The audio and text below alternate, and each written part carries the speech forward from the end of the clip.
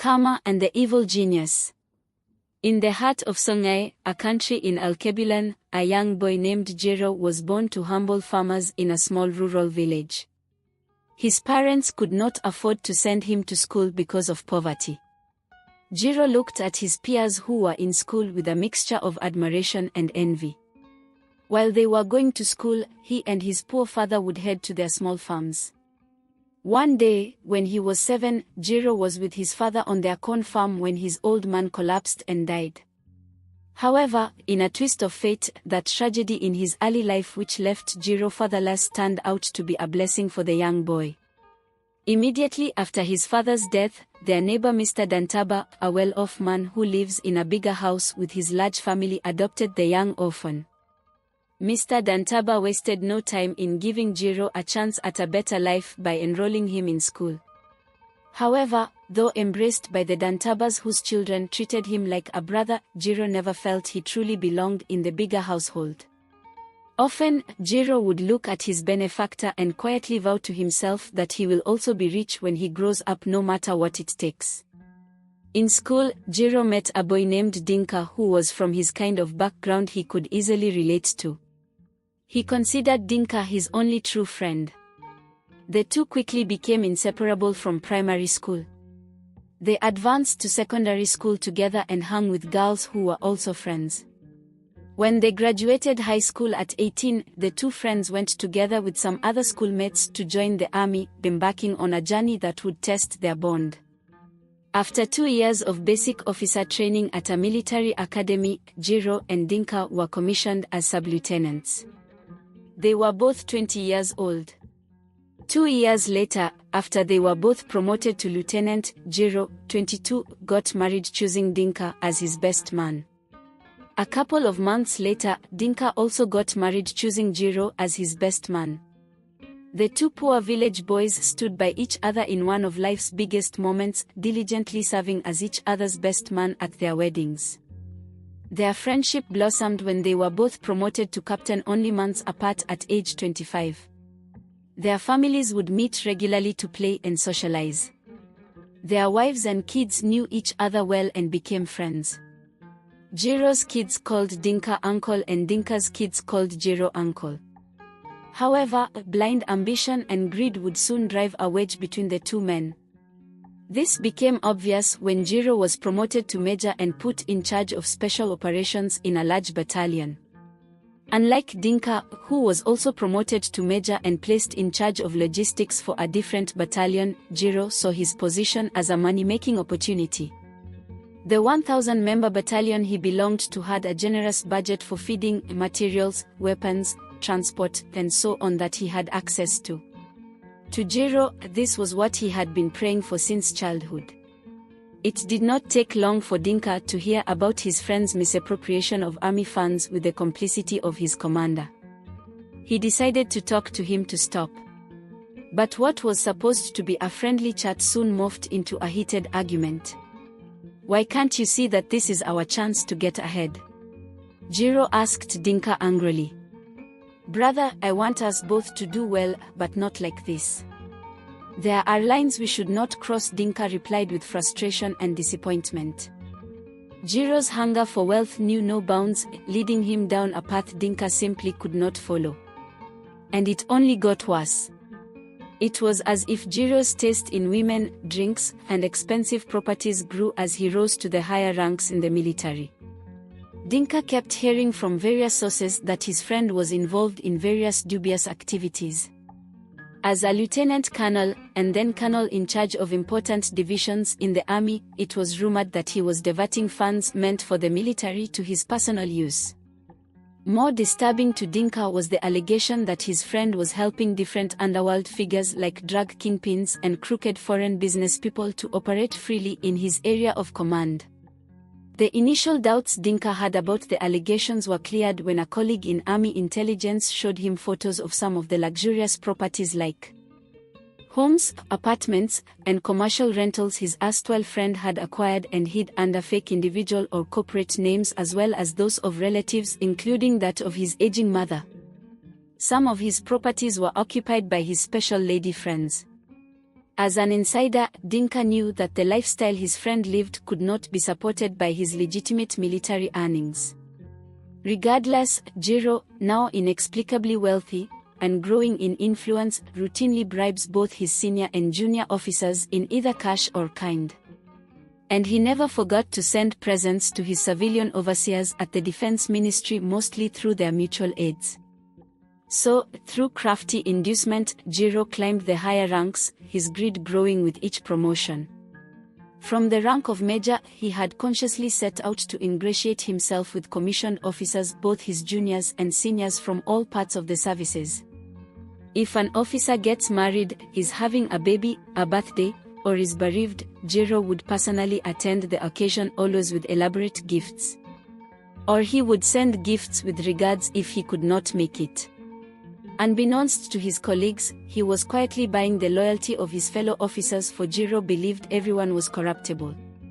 Like he used to tell confidants, the only unknown thing about people is the price they will charge to be bought. Sadly, most of the junior officer corps soon fell in love with Jiro due to his generosity. No officer wanted to miss Jiro's parties because of how lavish they were. Even some of Jiro's foreign partners fly in to attend his parties. The junior officers especially did not care how he became so rich. They only cared that he came through for them when they could not afford what they wanted due to their low salaries. Confident about his popularity, Colonel Jiro made his move to realize his lifelong ambition, which was to become Songai's chief executive. He left his erstwhile friend Dinka in the dark about his devious plot.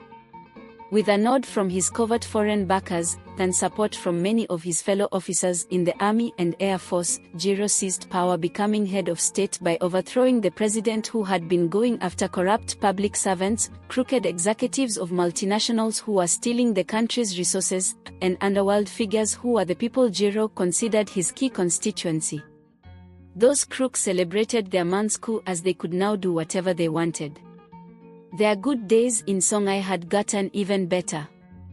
Jiro quickly selected several shadowy business people to act as his front to look after his interests. These were the agents who collected bribes for him from big businesses and criminals, both domestic and foreign. He and his family and associates started living larger than they had ever done. His kids drove expensive cars, then vacation in America and Europe, which became his wives' and mistresses' shopping ground.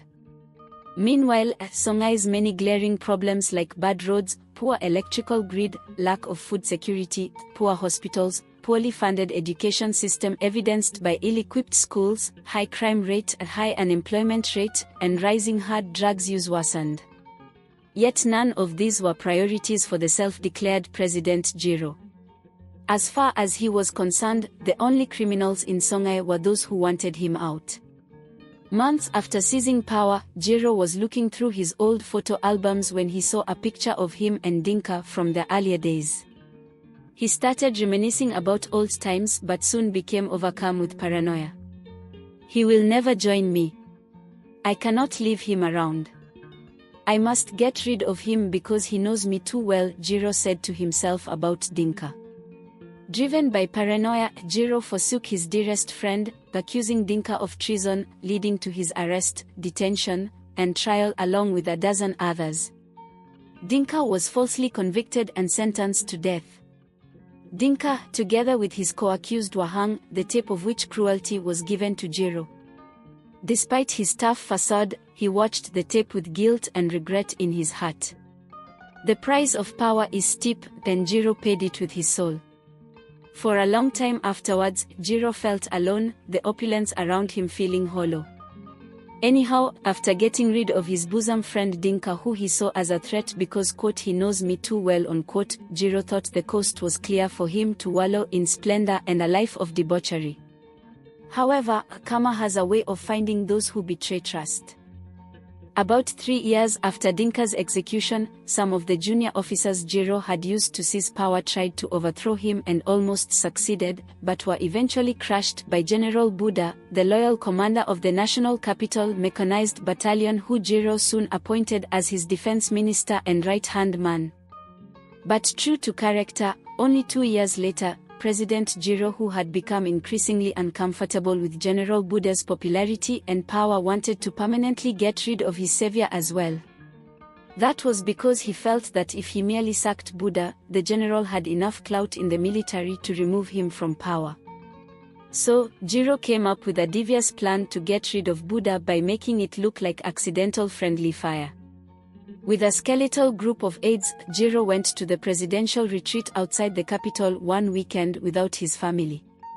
On arrival, he went upstairs into his bedroom and called General Buda on the secure line to invite him to a chat that evening.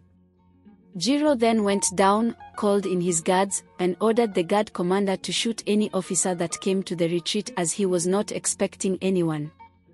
Some hours later, when General Buda showed up at the premises alone, Jiro's guards did not fire on the defense minister because they thought he was an exception to the order they were given. After all, this was the man that saved Jiro from his enemies 3 years earlier. But they had made a fatal error for which they were to pay with their lives.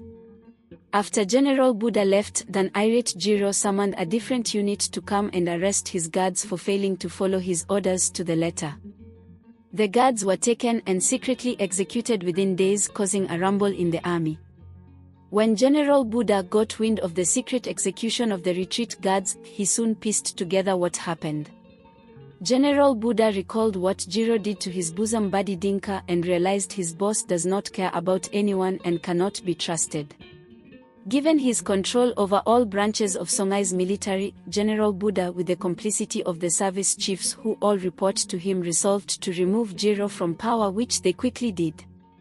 So, ultimately, the same men he had trusted to gain and secure power turned on him, motivated by the memory of how he had betrayed his childhood friend Dinka. When the officers who were sent to arrest him arrived, Jiro tried to sweet-talk them into saving him by promising them, quote, "anything you want, money or property," but his appeal fell on deaf ears. As he was handcuffed and led away, he kept cursing and muttering disbelief under his breath.